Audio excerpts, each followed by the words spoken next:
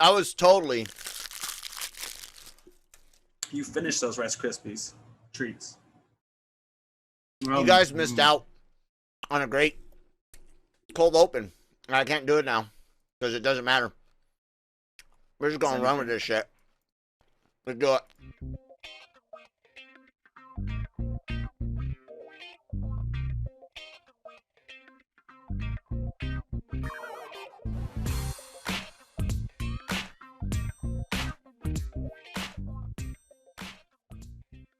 Man, Nick, dude, I think your gain is awfully high. I can turn it down. There's a... Oh, yeah. Okay. Try talking. Also, like, my air conditioning is also broken, so they just put this air conditioning unit in our apartment. Ah, okay. Box one that sits over there. Yeah, it was a little high. So if you guys have any issues hearing Nick, please send all of your hate mail to at LRM_Nick. No, Excuse me. At too. Geeky Nick Doll. Nah. Anywho, this is the Daily Cup of Genre as I'm opening up my second Rice Krispies treat. It is the like flagship or daily show. It's a podcast. We talk about geek culture, video games, movies, television, random shit, because it's like been a slow news week maybe, but today's yet another special day because I don't have to put up with Manny. God, I'm joking. Anyways, see, I talk shit about everyone else when they're not on the show, and now that he's not on the show, not only did he get the classic red X because he's not on the episode today, but I'm not now talking smack about him. But anyways, the cool thing is that I've got Nick Doll from Marvel Multiverse Mayhem now, I guess, officially, which we need a thumbnail, Nick. And this is kind of like it's kind of like a joint venture. So consider this your week's Marvel Multiverse Mayhem and your Friday episode of the Daily Cup of Genre. Depending on how editing and my mood is after we're done recording, depends on whether or not this gets up before some pretty big Star Wars news hits. And if it does, cool. Stay tuned to LRMonline.com. Be subscribed to the YouTube channel so that way you can see some potentially big news if things go well, we hope. And if not, then after you're done listening and watching this, head over to the site and listen to the Star Wars news. So yeah, do that. Subscribe, like, share, all that wonderful things. More on that later. More from our sponsor, Grow Generation, yada yada. Nick, Marvel's Multiverse is upon us. This is our Marvel show shoved into the morning show because we're lazy. And what's up, man? How you feeling about it? Loki's done. We're gonna get this what if thing, which I guess you could theoretically say, oh yeah, it happens, but you know, nobody's really, nobody's like nobody's really focusing too much on that aspect of it. But we got that, and then Shang-Chi, and then we thought we might get like Miss Marvel or Hawkeye. No, allegedly we're gonna get both of those, and Spider-Man, No Way Home, all before the new year, dude. Mm-hmm. What are you thinking about this? I thought we already knew that for those two. I thought Marvel was even said 6 shows and 4 movies this year is what they said. Was it? Okay. At the end of last year. So that would have to mean Hawkeye and Miss Marvel, which is the ones I knew were deepest into production. I knew Miss Marvel was, but I also knew Moon Knight was, and I thought Hawkeye was slated for 22. But anyways, yeah, it's a lot of shit. I bet Moon Knight's one of the... Moon Knight should be the next one. I mean, not Moon... Yeah, Moon Knight should be the next one. I hope it's based one of them. on what's in production, right? One of them. Yeah. Well, I mean, over on the... Who knows really what's in production and what isn't?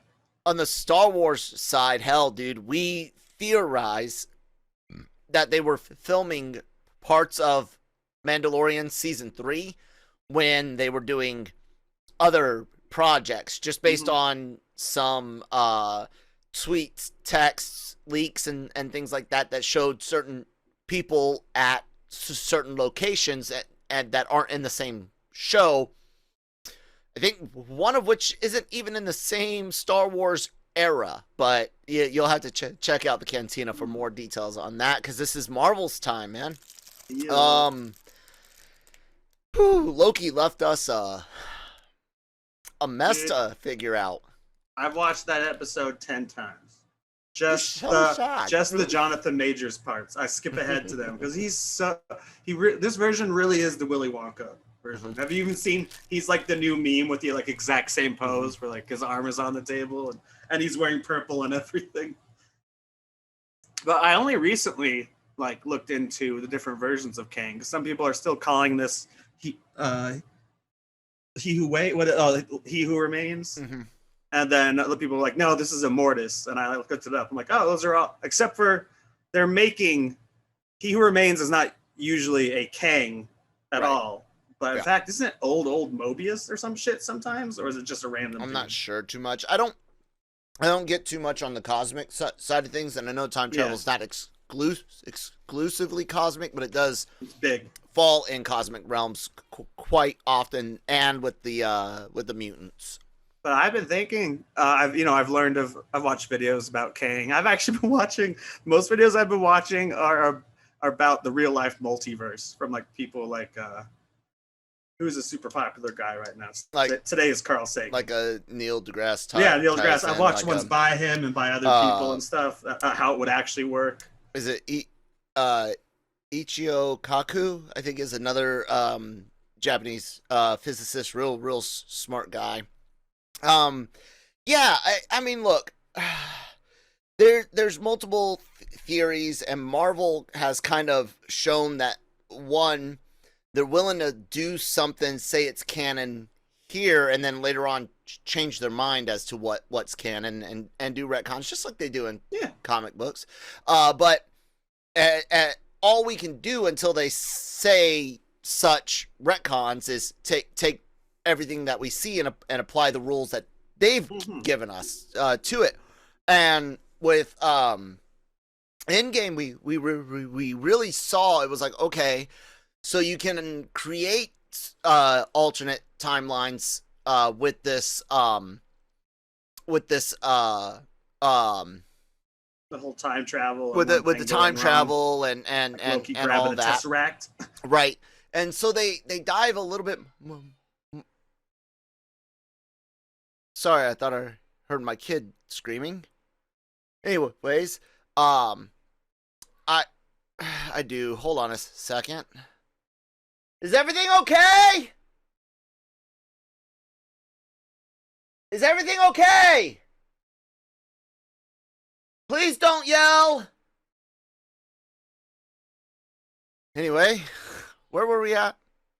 Avengers time travel. Oh yeah, so Endgame.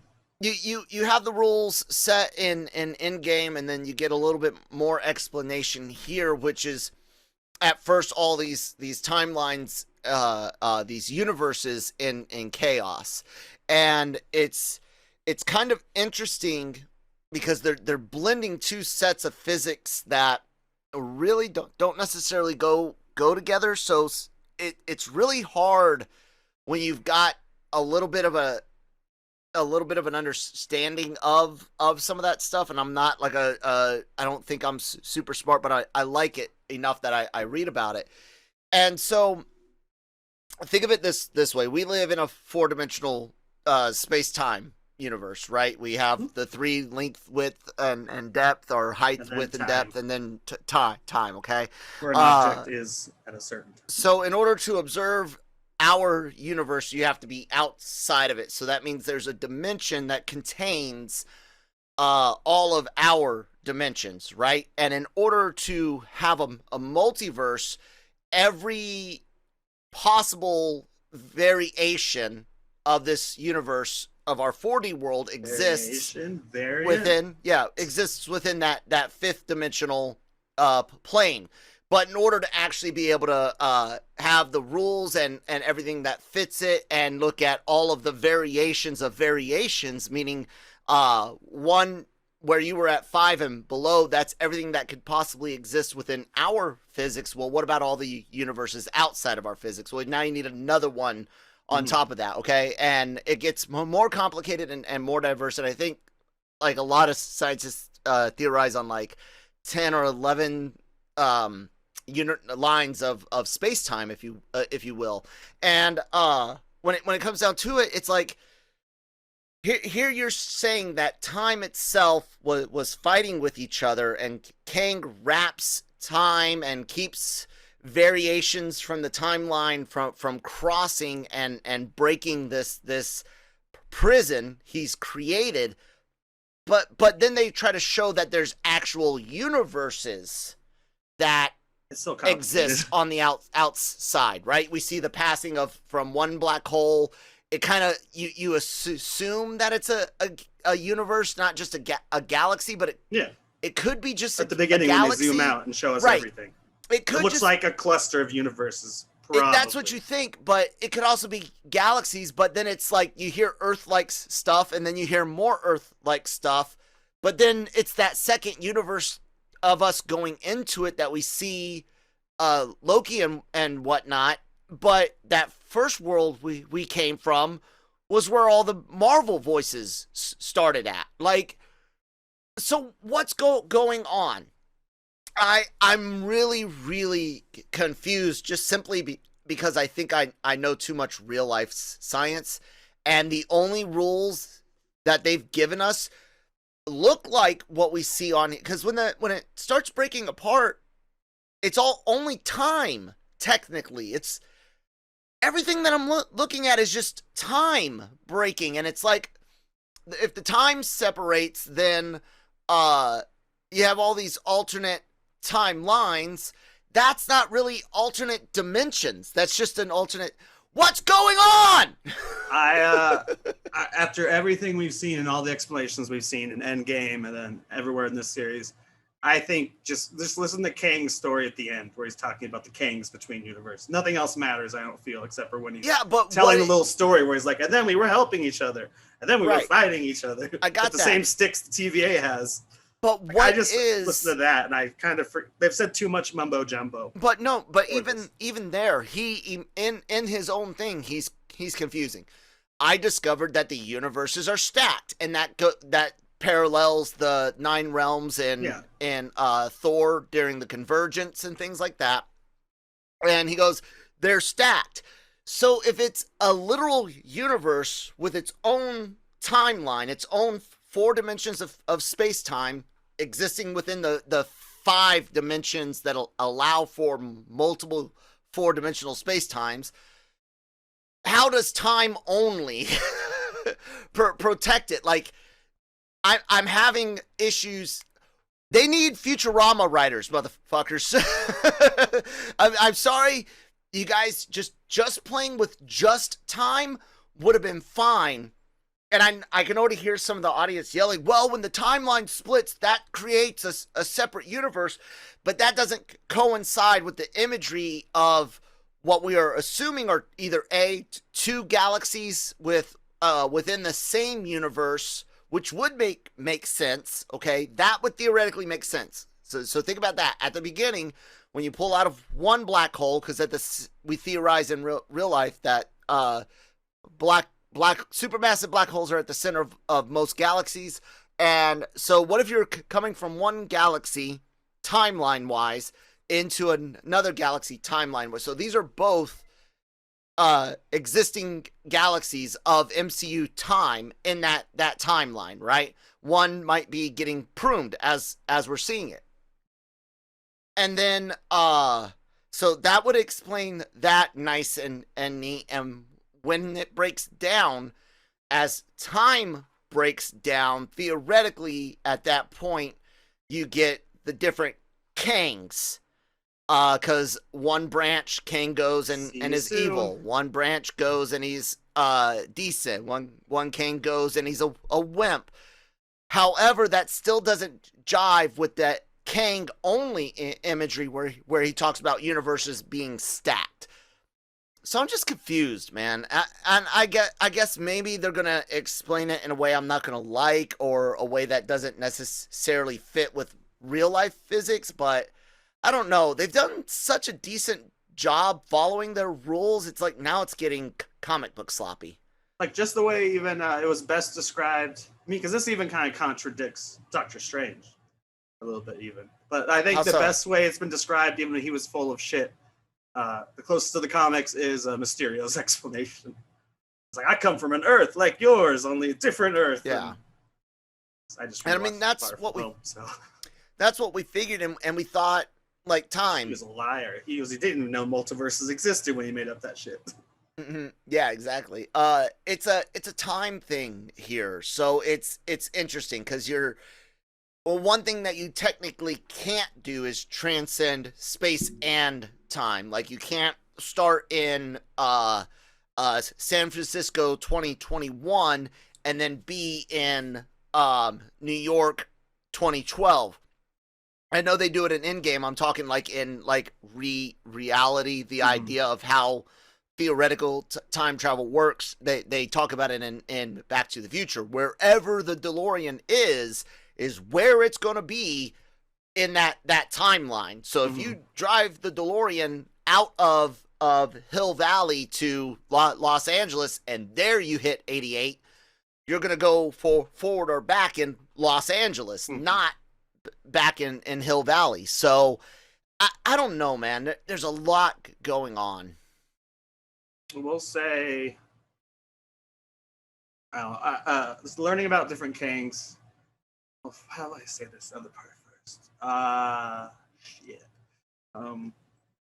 I like some of the things he said. I think we're getting. I mean, Kang. I think we're getting this version of Kang back.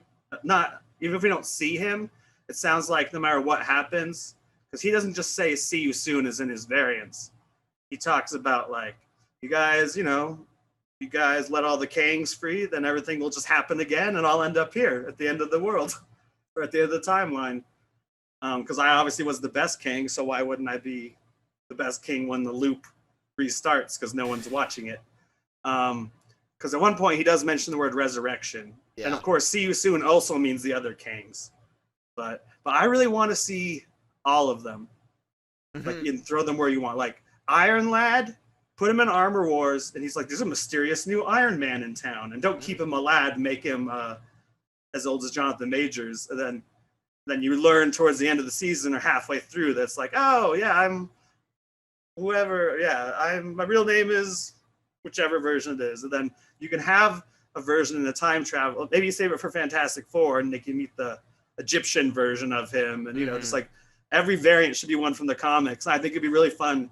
I was just thinking yesterday to see Iron Lad appear in Armor Wars, because just sprinkle him in. Ant-Man does have to be the next project we see him in. Sprinkle him throughout in a bigger way than Thanos was, since we're not I'm actually at this point assuming they do beat Kang.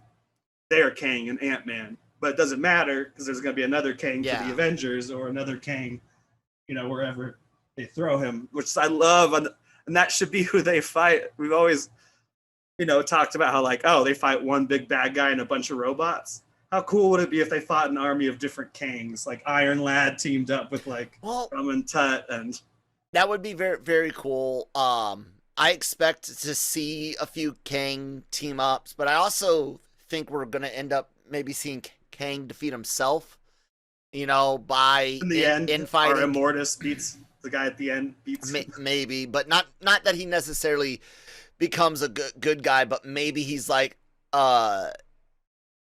something happens to help reset the status quo, where it's like, all right, you get to do this part of it, but someone's gonna make sure that the pruning stuff is done a little bit more humanely.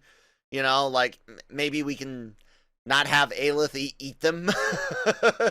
You can spend limitless time of this void, so let's put them here and they can have their own life. It's like, look, do what you want. You can't leave, but not our fucking problem anymore. Yeah, there's no giant beast going to eat you, but watch you're out on for your all own. Those Lokis. Yeah, you're on your own. Let's talk a little bit about one thing that got heated this week.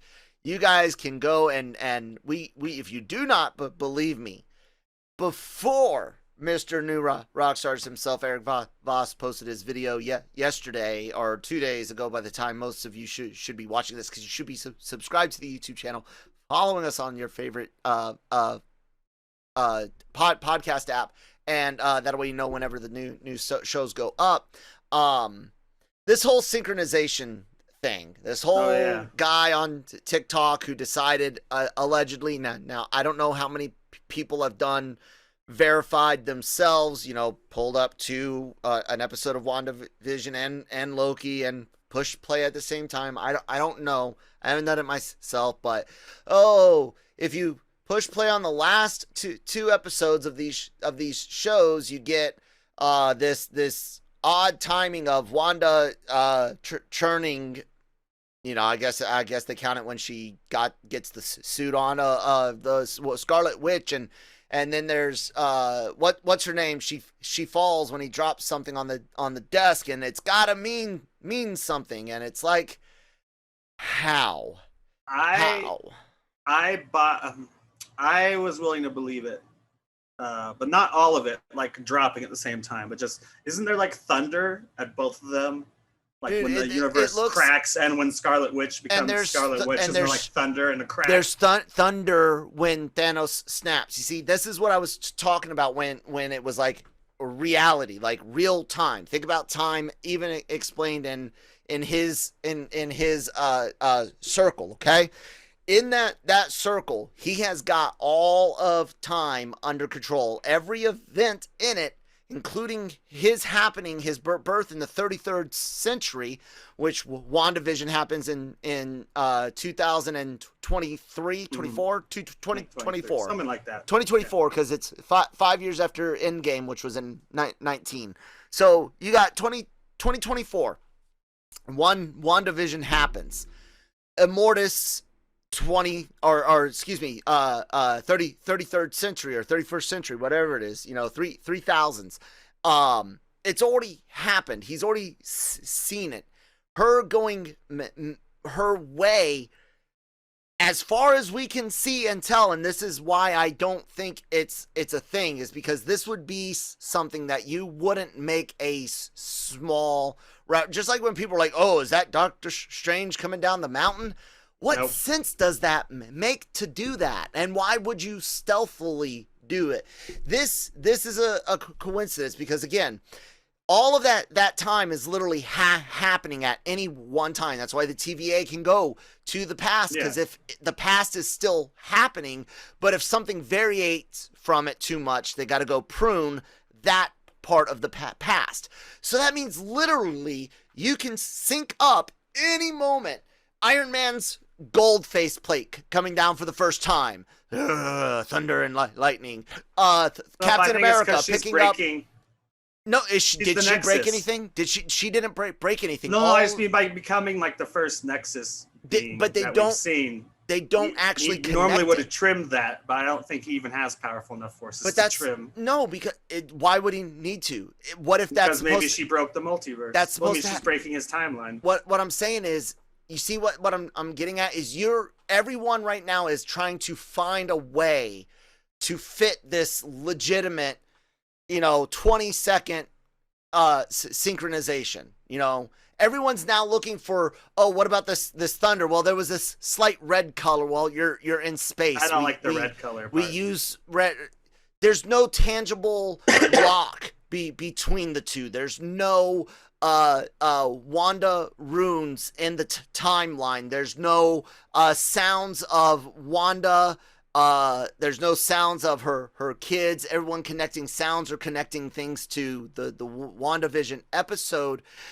It just makes no story sense, because you have no anchor point that gives you a reference of this event causes this. So at the end of the day, if Marvel comes out later and says, yes, that was it, it holds no weight, because people don't know. You don't even know. You're reaching. Well, what if it's the thunder? What if it's this? Well, what? Then how does that make it a really cool moment? Now, if you had straight up all of a sudden seen like a red flash go through the room. That would be cool. That would, without saying a word, just the fact that you saw a red fly through the room, and he goes, what was that? We just crossed the threshold. Then, without ever saying Wanda, I love it. Just not even lying. I fibbed. Without even saying Wanda or Scarlet Witch or anything, just that red energy wave would have held more weight. So this is another case of people looking too far for too much because it doesn't logically fit. Now, if Marvel retcons it to fit later, to me it becomes lazy just simply because you missed a point to make it matter. And now you're just, oh, by the way, it's like, oh, by the way, Tom Holland's Peter Parker was the kid Iron Man. By the way, that's saves. not true.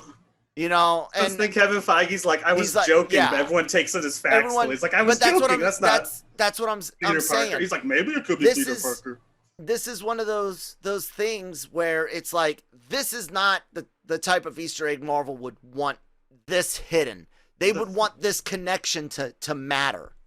Here's the part that I do like, though. It's not even timing them together, but it's why I do think the split. I mean, the split obviously has to happen before the next movie, as far as our timeline.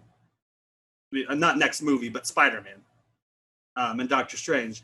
I think I like the theory that when she hears her children, it's because the multiverse is kind of split and some of the wings are like folding over each other and stuff. So that I do think that moment's connected. I'm not saying the other one, the timing's all correct, but I think the interesting that's why she suddenly hears her children. Is because there's a billion more timelines. Just let's also remember this. Wanda is magic. She's magic-oriented, magic-centric, and when she's listening for her kids, she's listening while dealing with magic. Yeah. Her kids are a creation of magic. So if her kids are anywhere, they are in magic. Theoretically, she could potentially travel. We discussed before, they could exist in other dimensions. They theoretically could, and they could theoretically exist in another timeline of where the hex is still up, and she could go in and take them from one Wanda for herself. We don't know. There's things, and I'm not saying it would be bad. Like I said, I think it's a great idea to make it where Wanda's the first. The first new Scarlet Witch, that the last time the old Scarlet Witch was sealed enabled Kang, like whether it was connected or not, maybe like the sorcerers were battling this magic threat and Kang's battling the time threat and simultaneously, and that's how maybe they can kind of combine things to work together. But you actually have to give us some actual connections. You can't just say, hey, there's a dot here and a dot here, but there's a wall here and a wall here and a wall here and a here and a here. And so we go. I mean, we do have 2 direct sequels to Loki coming in movie form before the next season.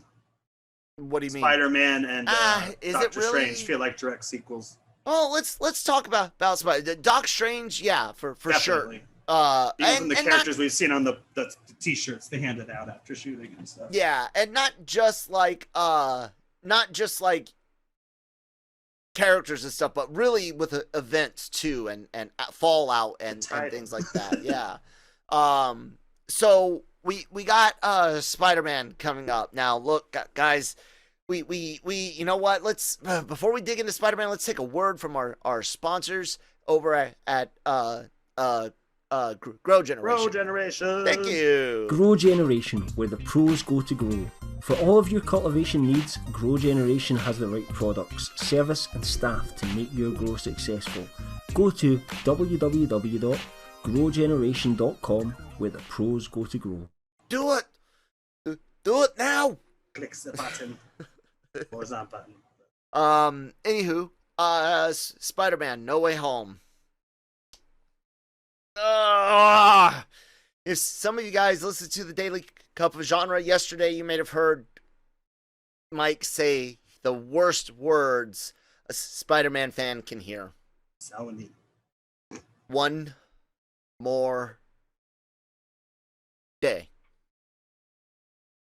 He feels, based on things that they are going to borrow from the one more day idea of Peter looking for a way to erase everyone knowing who he is. This time, maybe not using Mephisto, although how badass will it be if that motherfucker shows up in Spider-Man Far From Home? Because I hate to tell you guys, the Mephisto theory fucking thing that's started with WandaVision, it's not over. It's not.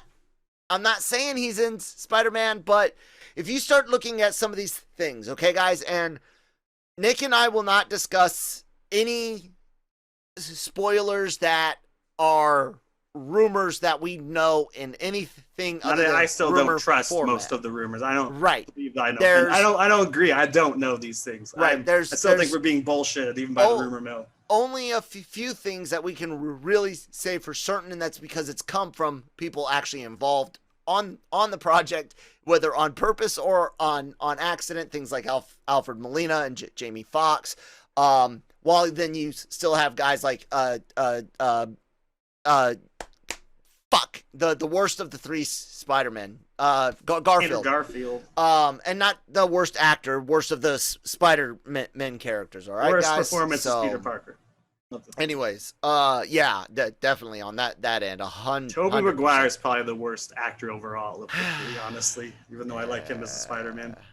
We'll see. Anyways, so they're playing coy and stuff like that. Now, we've been trying to suss out as much as we can about this movie for a while. Nick thought he had a really good lock, and I thought you did too, of what, basically like a Sinister Six, potentially some cameo fights and interactions with the Spider-Man, but mostly using time to give us all six. Yeah, Tom's film, the villains, give them time to shine better than Sony ever flipping could. And I'm not gonna lie, Doc Ock is really well featured in Spider-Man 2, but that's Raimi, not Sony. Yeah. But that's different era of Sony too, different owners. I mean, different. Let's just throw this out there. Charles Murphy has a decent track record on Marvel things. Yes, he's gotten things wrong. All the scoopers do. Scooper's gonna scoop. However, I don't think I've ever seen someone bet this much of their career on something and it not turn out right. And I've also never seen someone with this type of following bet this much on something and the studio not do something. Like, the studio is legitimately radio silence. They're not even refuting it. It's just silence. You guys will have sorry, brain thing. Sony does this to him. You guys will so much. have to wait until December, right? That's Feige's thing. Fuck, even James Gunn jumps out on some of the most ridiculous of claims. Is like, shuts him down. Who are you guys? Like, shut the fuck. So, dude, we're getting a live action Spider-Verse movie, and he's gonna use Joey Q's garbage fucking take on J. Michael Straczynski's awesome One More Day. It just. Here, I have a slightly different theory based on the toy. Like the expensive toy, the black suit, what they call the hybrid suit. People noted that one of the sides of it, it's either the front or the back, one of them is obviously the Electro scene based on the color behind it, and one of them is Sam Raimi's universe. So I almost feel like we'll see Tom Holland in their universes more than we will. Like, maybe he's going to recruit them or whatever, or maybe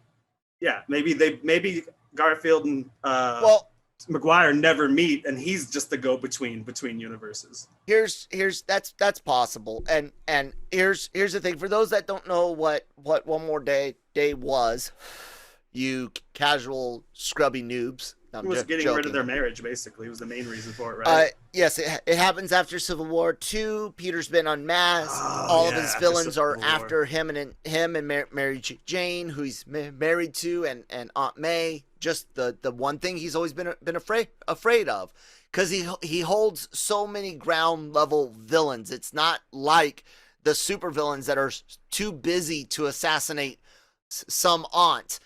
Like Doom, no, these guys have the fucking time and resources and patience even to take Spidey's family out if they find out who he is. And he ends up making a deal with Mephisto. He goes to Doc Strange, which, the Lego toys showed us Doc Strange sanctuary. the Spider Sanctuary in Doc Strange Mansion or whatever it was called. It's got some interesting name. And he goes to Doc Strange. Strange says, I can't do anything about that. That magic's not in my capabilities. I think Wanda at this time is still post House of M, so I don't think she's in play. And he ends up making a deal with Mephisto, but Mephisto's like, in order to do this, I got to take something like so fucking pure, something so perfect that it's going to torture your soul forever in order for you to get the... And at first, and this is where you lose the JMS part of the story, and you get Joey fucking Q. That never convinces me otherwise unless both I get JMS and Joe Quesada together in a room with like God as witness, like lightning bolts like at their heads tell the truth. Would I ever believe that this wasn't fucking Quesada? And he's like, he basically has Peter say, I'm going to torture your immortal soul for 40 more years of your life, maybe 15 with May. Well, who would make that deal? And you got to lose your marriage, because that's going to be the part that's pure and love and all of that. Your marriage to Mary Jane, and like, who wants to see Peter Parker married? We want him on adventures and stuff like that. Well, dude, no one seemed to complain, but as soon as you broke that apart, the sales sure as fucking slipped. So you start looking at this. Look, the black suit that we've got magic webs, a magic emblem, something that looks like a transformed eye of Agamotto on one of the gauntlets. You've got not just the digital stuff in it, but there's runes in his suit as well. They're yeah, buddy. Let me see if I can find it again. Let's bring that up. Let's see. Spider-Man, black and old, and second black suit that ain't the symbiote in this franchise. Let me bring up our share screen. And I haven't seen it that close up. Yeah, I hadn't even seen the full arm thing. Okay, so hold on. No. See, this is the background I was talking about, where people think it's it's Electro. But look, those are runes, dude. Oh, that's shit. not just like right, digital pattern. Because that's so cool. The digital pattern is more they can't jagged. Use magic against him. We know that runes don't let you use magic in a certain area. I don't know. I guess that would mean that, unless it's like, maybe it protects him from the other magic he's using, since he's not supposed to be a magic user. It definitely could be, and this is the or it gives him the powers. Even. Look, yeah, it's shit the like Eye of Agamotto.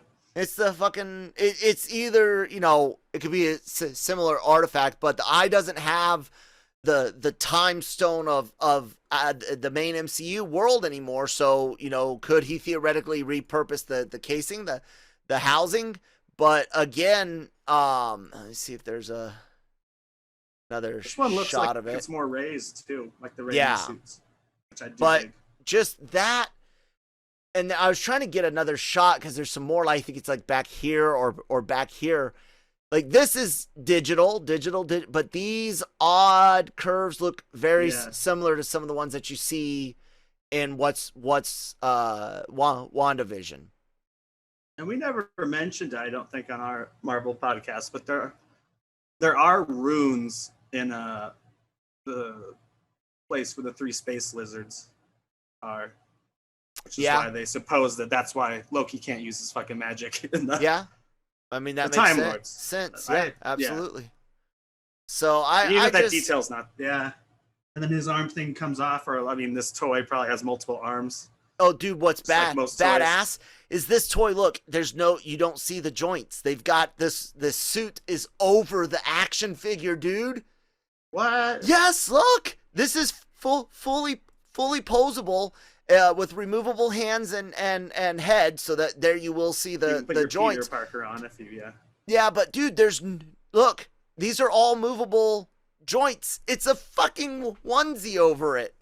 And see, that's the one I was talking about earlier. That's the Raimi-verse. Yes, this is the Raimi-verse. 100%. They've never lit it like that since then. No, specifically, this is Spider-Man 2 endings, right? Spider-Man 2. Spider-Man 1 ending, yeah. Spider-Man 2 with the train. Well, see, and all that does confirm is the two villains we know about. They literally put a scene from like Spider-Man 2 and the Electro scene on the box, because those are the ones they've confirmed. Yep, pretty much. Damn, that's cool. But I'm really mad that they gave this much away, because I can infer so much from looking at this. You know, it looks like these are more smaller runes back here. I bet they're on both shoulders and wrap around, because once you get here, it starts turning into more prominent, jagged shapes, less of this curving, round. This just gives away too much. You can connect too many fucking dots. So I can already tell you guys what's going to happen here. He wants his identity erased. It's going to turn out that he can't do it, and that the only way for him to get safety is for him to go to a universe without the Avengers. This is what I meant when I said Marvel and Sony aren't necessarily going to get a complete divorce now. I think the total divorce is off the table. I think they're going to do maybe a 5-year hiatus of MCU Spider-Man after Multiverse of Madness, because he will be in one more co-film. Everyone assumes it's Multiverse of Madness.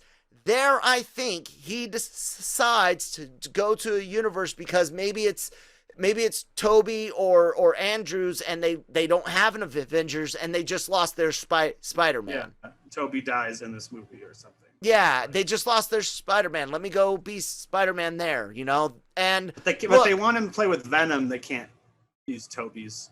I don't know. Venom just complicates so much too. It's obviously in neither universe. When does Sony give a fuck about good storytelling? Name me one example in the last 10 years. I don't remember what's in the last 10 years. I like Men in Black 3. I hated the Men in Black International, though. I don't know. They used to make good movies. Spider-Verse. A Spider-Man movie and good. I'll give you that. That's why I don't want a second fucking Spider-Verse. It's a great idea, just like Endgame, where it's like we have this background. Endgame is like, it almost would be a waste not to have some fun time travel-y stuff where they see different, years and locations on the last movie with Stark and Rogers. And it feels like this way too, where it's like, wouldn't it be a waste not to do Spider-Verse, since we do have two other universes and we're doing a multiverse movie? But at the same time, I'm like, it's too soon. Just because it worked as an animated movie, don't fucking immediately respond by being like, now we're doing Spider-Verse. So I have seen that, and it was probably the better version, because those two writers and their directors are very, very talented. And they had a lot of freedom because it was animated, and that movie's just fantastic. It is. It's great. It's a lot of fun. I don't think live action, like trying to duplicate that in live action would be good. No. So here's what I think really happens. Like I said, 5 to 8 years after Multiverse of Madness, we see no MCU Peter Parker. And do we get Miles? Is that your theory? We're going to lead up to Secret Wars, and Peter and Miles will come to be a part of Secret Wars. And I think that's where you might, 6 to 8 years is a long way away for Jackman, but I was going to say, I think that's where you might see a Jackman return, is like a Secret Wars movie, but maybe in a cameo type thing. I don't want it. No, I don't think we will. He keeps saying no. Please, no. I don't think we're going to get any of the original cast as X-Men again. I don't know. After the boner thing. Scared. Don't be what do you think about the Fantastic Four, man? Is that them in the ship in that final Loki episode? I don't know. I brought it up. We were talking about the Loki episode, but I'm no more convinced nor less convinced it was. It could be. Yeah. Didn't look super alien. The ship is obviously not something we're used to, but we also don't have Quinjets in real life or helicarriers. So given everything that you've heard and know, what do you think is the end result for Spider-Man at the end of his tag team movie? Well, what do I don't. Not I what would you want. Okay. What you think is going to happen. I think Sony will take him back for a little bit. I think that's more likely. I think Feige would rather have that happen than to let Venom into the MCU. Like, I think he'd rather lose Spider-Man than have to take on Venom and Mobius. And maybe he looks and maybe it's like he's giving them enough rope to either A, hang themselves, or B, succeed. Like, can you guys take Tom and fuck do it up good? again? And then it's like, yeah, if you fuck it up again, do you want to share Spider-Man with us and make money again? Yeah, and it's like, oh yeah, sure, but we're only bringing, Peter and Miles over or something like that, So it could be a case of giving your competition enough rope to hang themselves with. I like the way you put that earlier. Yeah, I hope so. Hang it's away, like, okay, Sony. If your movies are so great, here's Spider-Man for 5 years. See what you could do, because I'm not letting a movie with less than 20% on Rotten Tomatoes into my universe. Yeah. Well, Nick, let's go ahead and wrap it up then, guys. Thank you so much for joining us today. Social media information is down at the thing below. We said it back at the beginning of the podcast. And then, check out all of the great podcasts, Breaking Geek Radio, the Cantina, and lots of Star Wars stuff going on. All available on LRM, all available on the Genreverse Podcast Network. And, of course, check out LRMonline.com every day for all of your entertainment news, needs, and opinions. Nick, you got anything to say? I also Breaking Radio the podcast. Alrighty then. Nick, go ahead and say our catchphrases, and I'm going to add the music in post. Right now it's playing. Just hear it in your head and run with it. Excelsior. Enough said, guys. This has been Marvel Multiverse Mayhem and the Daily Cup of Genre. We'll talk to you guys next week.